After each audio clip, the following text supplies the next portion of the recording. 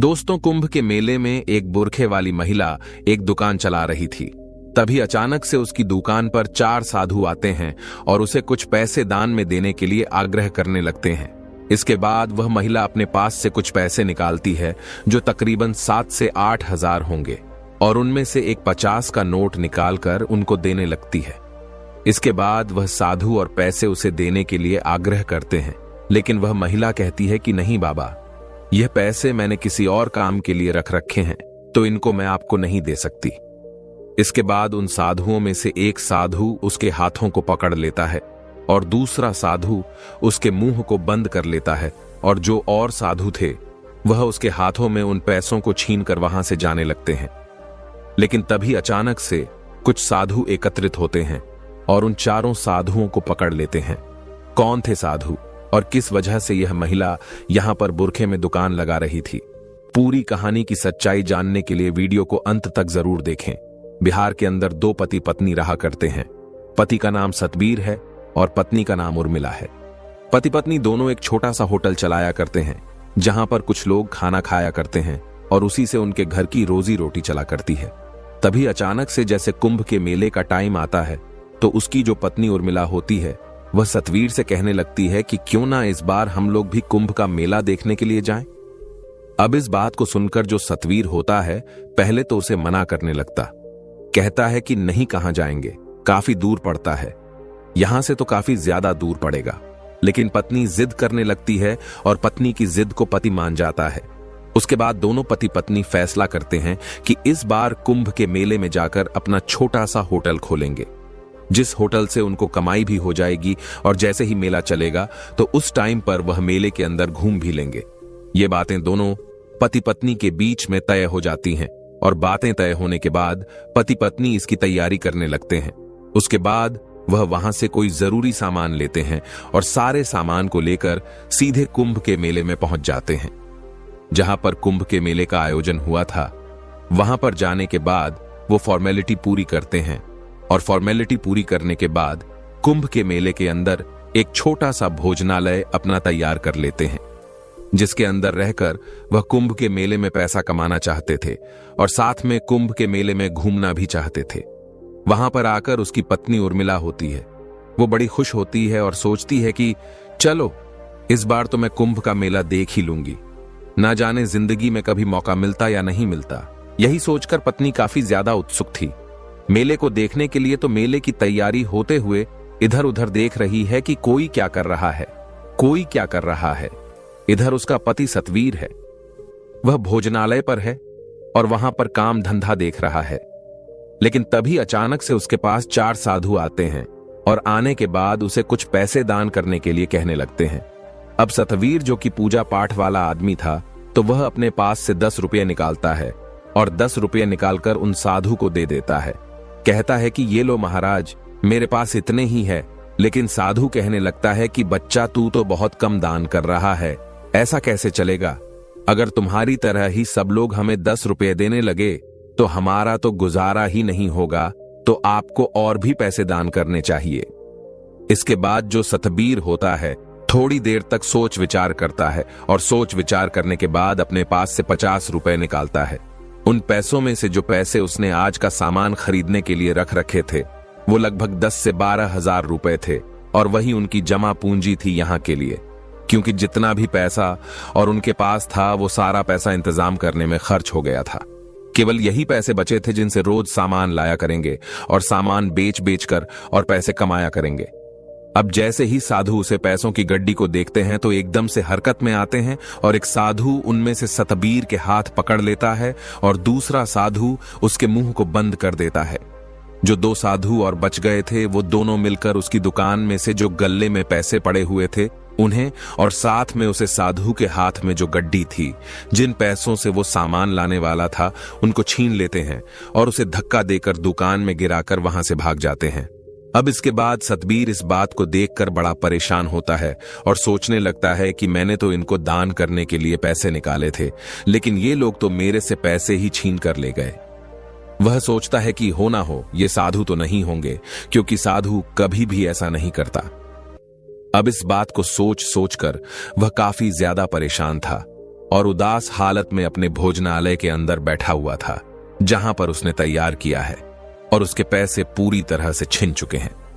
थोड़ी देर में उसकी पत्नी उर्मिला, जो मेले की व्यवस्था को देख रही थी, काफी देर से वह वापस अपने भोजनालय पर आती है, लेकिन यहां पर अपने पति का उदास चेहरा देखकर बड़ी परेशान हो जाती है, भावुक हो जाती है और उसे पूछने लगी कि तुम इस तरह से क्यों बैठे हुए हो। तो उसके बाद उसका पति सतवीर उसे बता देता है कि इसी तरह से 4 साधु आए थे और उन्होंने मेरे सारे पैसे छीन लिए और यहां से भाग गए। ऐसा कहते हुए जो सतीश होता है, उसकी आंखों से आंसू टपकने लगते हैं और अपने पति को रोता हुआ देखकर उर्मिला भी फूट फूट कर रोने लगती है। थोड़ी देर तक माहौल गमगीन हो जाता है, लेकिन उसके बाद दोनों हिम्मत करते हैं और आपने अपने आंखों के आंसुओं को पहुंचने हैं। तभी जो उर्मिला है वह कहने लगती है कि अगर ऐसा हुआ है तो तुम्हें पुलिस में कंप्लेंट करनी चाहिए और उन साधुओं को पुलिस वाले जरूर से ढूंढ लेंगे और हमारे पैसे वापस लौटा देंगे। ये सोचकर सतीश भी सोचता है कि हां, हो सकता है, क्योंकि वहां पर पुलिस का प्रबंध काफी अच्छा था, तो पुलिस वालों से वह इस शिकायत को करना चाहता है।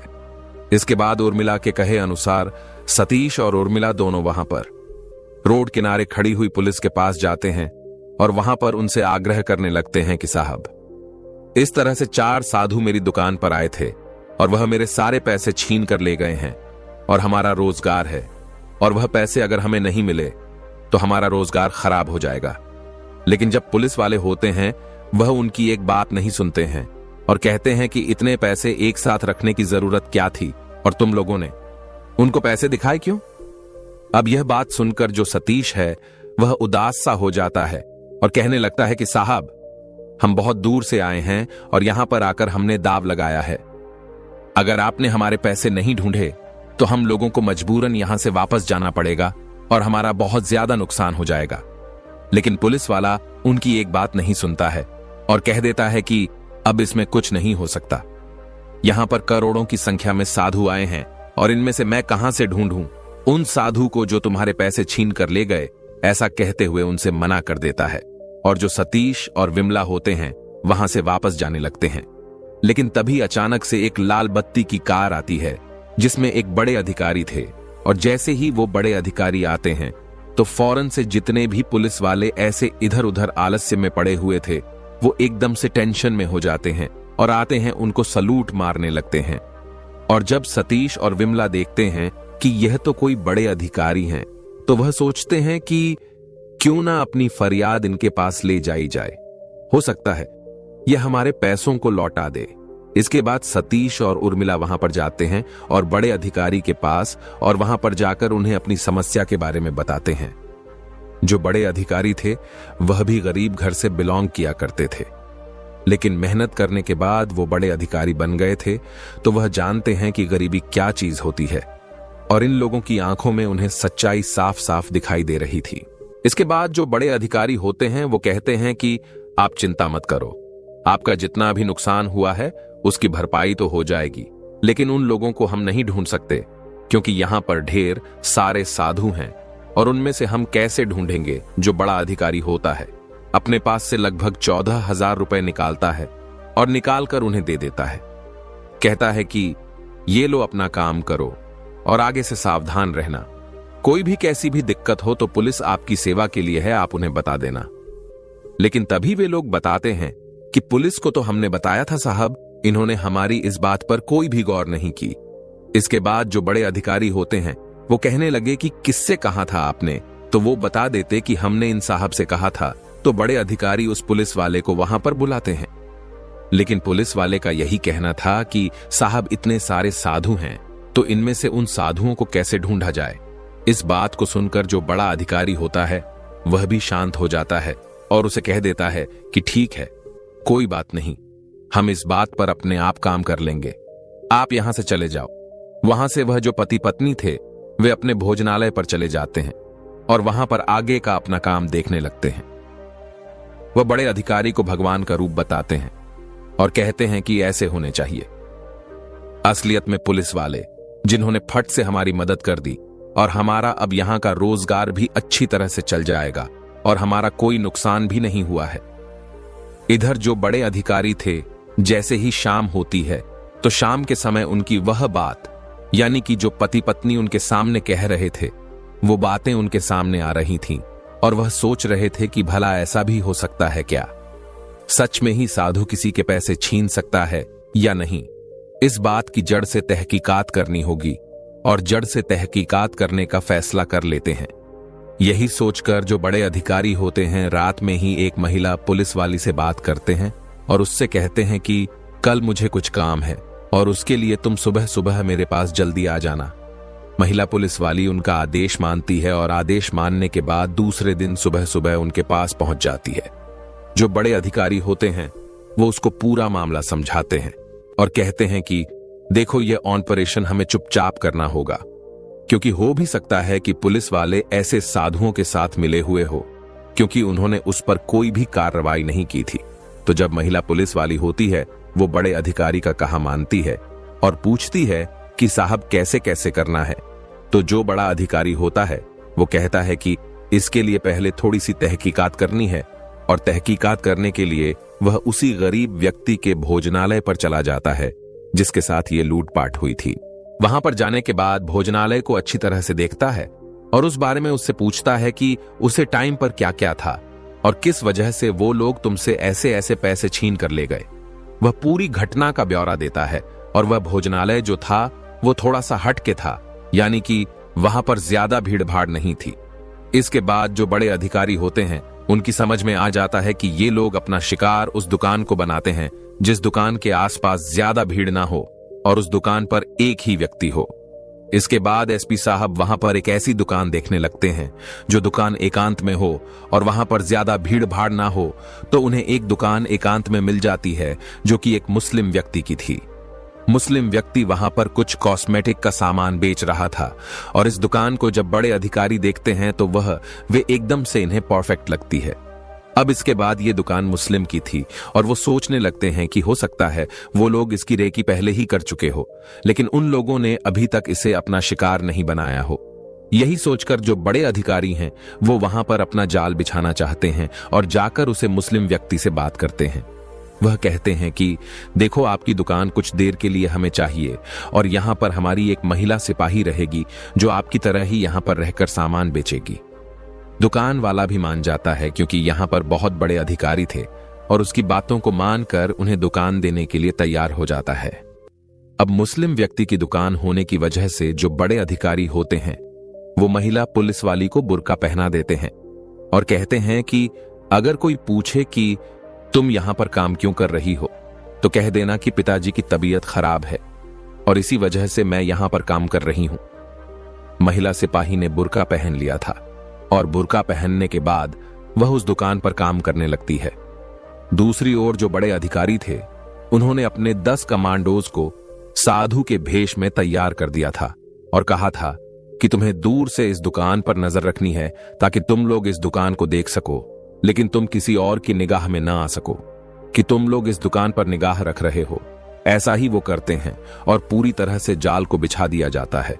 लगभग 1 से 2 दिन ऐसा ही करने के बाद वहां पर कुछ भी हासिल नहीं होता है, लेकिन तीसरे दिन अचानक से 4 साधु इसी तरह से दुकान पर आते हैं और वहां पर उसे दान धर्म करने के लिए कहने लगते हैं।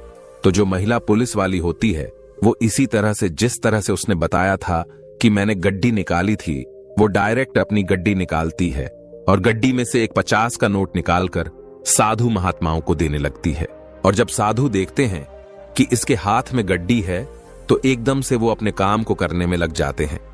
उसे महिला पुलिस वाली के उन्होंने हाथ पीछे की तरफ पकड़े और हाथ पकड़ने के बाद एक ने उसका मुंह दबा लिया और मुंह दबाने के बाद वो सारे पैसे छीनकर वहां से भागने लगे। लेकिन जैसे ही प्रोसीजर होता है तो जो कमांडो साधु के भेष में थे वो चारों तरफ से आकर उसको घेर लेते हैं और बड़े अधिकारी जी को इसकी तलाश कर दी जाती है।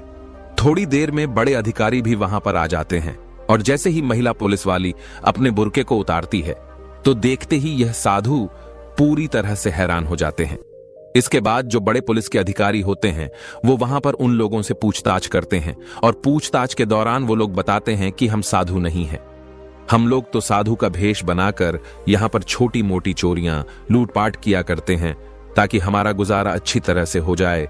और हमारे गांव है तो पूछने लगता है कि कितने लोगों का गिरोह है, तो वो बताता है कि हम 30 से 35 लोग हैं और हम इसी तरह से 4-4, 5-5 की टोली बनाकर इधर उधर घूमा करते हैं और घूमने के बाद पैसे कमाया करते हैं। अब जो बड़े अधिकारी होते हैं वो उनको तो पकड़ने के लिए कह देते हैं, लेकिन अपनी पुलिस का रवैया भी देखना चाहते हैं कि पुलिस के सामने अगर कोई ऐसा केस आता है तो वो किस तरह से बिहेव करते हैं। इसके बाद वो पुलिस वाले से कहते हैं कि तुम अच्छी तरह से अपने पुरखे को दोबारा से तैयार करो, और तैयार करने के बाद पुलिस वालों के पास जाना और उससे कहना कि इसी तरह से मेरे साथ हो गया है और वो तुम्हारे साथ क्या बिहेव करते हैं। यही सोचकर वह बुरखे वाली महिला को पुलिस वालों के पास भेज देते हैं। और जैसे ही महिला जाकर वहां से अपने लिए न्याय की गुहार लगाती है तो पुलिस वाले उसे धमकाकर वापस भेज देते हैं और कहते हैं कि यहां पर करोड़ों की भीड़ में साधु हैं, तो हम लोग इसमें क्या कर सकते हैं, तुम यहां से चली जाओ। इसके बाद वे कहने लगे कि साहब मेरे पिताजी बीमार हैं और इसी वजह से मैं दुकान पर काम कर रही हूं, लेकिन अगर आप लोग मेरी मदद नहीं करोगे तो फिर मैं कहां जाऊंगी। मेरे साथ बहुत ही गलत हो गया है। लेकिन पुलिस वाले उसकी एक नहीं सुनते हैं और उसे धमकाकर वहां से भेजने लगते हैं। इसके बाद जो महिला पुलिसकर्मी होती है वह अपने बुर्के को उतारती है और वहां पर बड़े अधिकारी साहब भी आ जाते हैं। वह पुलिस वालों को हिदायत देते हैं और कहते हैं कि तुम लोगों का यह रवैया बिल्कुल भी ठीक नहीं है। यहां पर लोग काफी दूर दूर से आकर कोई रोजगार के लिए आता है तो कोई दर्शन करने के लिए आता है, तो तुम लोगों को यहां पर इसलिए किया गया है ताकि तुम लोगों की मदद कर सको और ऐसा कुछ ना होने दे सको। पुलिस वाले बड़े अधिकारी से माफी मांगते हैं और कहते हैं कि साहब आगे से ऐसा नहीं होगा और हम लोग सच में ही सभी लोगों की मदद किया करेंगे। और जब ये बात सभी पुलिस डिपार्टमेंट में पहुंचती है कि बड़े अधिकारी साहब इसी तरह से ऑपरेशन कर रहे हैं और लोगों को पकड़ रहे हैं और पुलिस में फटकार भी लगाई जा रही है, तो पुलिस वाले अब अच्छी तरह से सभी की देखभाल करने का फैसला करते हैं और कोई भी जरा सी बात किया करता तो वहां पर उसके साथ जाकर उसकी समस्या का निवारण करने की कोशिश करते हैं। इधर जो बड़े अधिकारी होते हैं उन 4 लुटेरों की मदद से उन सभी लुटेरे को पकड़ लेते हैं जो लुटेरे वहां पर काम कर रहे थे और इसी तरह से इस मेले के अंदर हो रही लूटपाट को कम करने का फैसला करते हैं। इधर यह खबर जैसे ही सतबीर और उसकी पत्नी के पास पहुंचती है, किसी तरह से पुलिस वालों ने उनको पकड़ लिया है और पकड़ने के बाद उनके गिरोह को भी पकड़ लिया है, तो उन लोगों को इस बात की बड़ी शांति होती है और वो लोग सोचने लगते हैं कि पुलिस में सभी लोग एक साथ नहीं हुआ करते, कुछ ऐसे अधिकारी भी होते हैं जो हमारे लिए बहुत कुछ करते हैं। तो दोस्तों यह थी आज की कहानी। आप लोगों को जैसी लगी कमेंट बॉक्स में बता देना। वीडियो अगर अच्छी लगी हो तो वीडियो को लाइक और चैनल को सब्सक्राइब जरूर करें ताकि हमें थोड़ा सा हौसला मिले।